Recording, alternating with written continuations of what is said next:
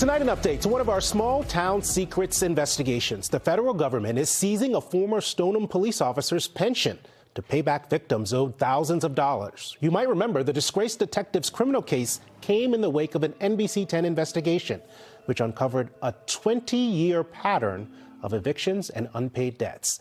NBC 10 investigator Ryan Kath broke that story and joins us here in the studio tonight to explain why the feds are going after his money. Yeah, Glenn, Robert Kennedy avoided prison time for his wire fraud conviction last year, but a judge did order him to pay restitution to a family he ripped off. That hasn't happened, so the government is now going after his taxpayer-funded retirement benefit.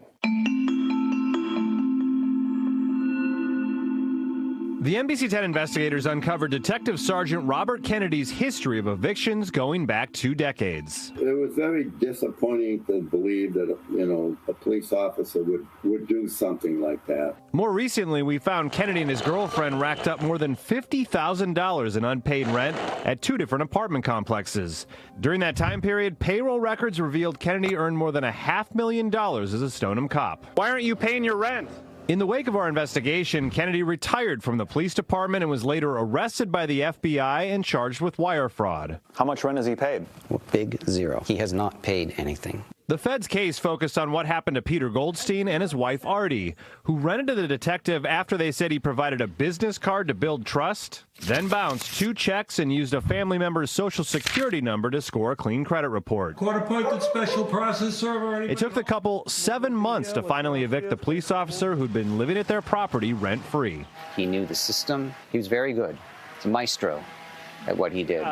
At sentencing, the federal judge ordered Kennedy to pay $14,000 in restitution, and inside court, the disgraced officer promised, "I will make this right." It feels like he really has no intention of making this right or paying us back. Goldstein telling me about how Kennedy paid about $300 shortly after the conviction, but for the past year, the payments have stopped.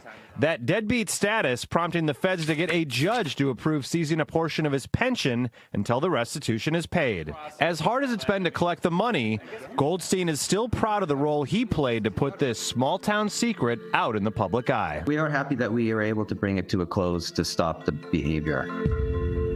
That he was preying on the community, and we're happy that we were able to stop that. As we previously told you, Kennedy kept his monthly pension of about $5,000 because the retirement board ruled there was not a direct connection between the crime and his job as a detective.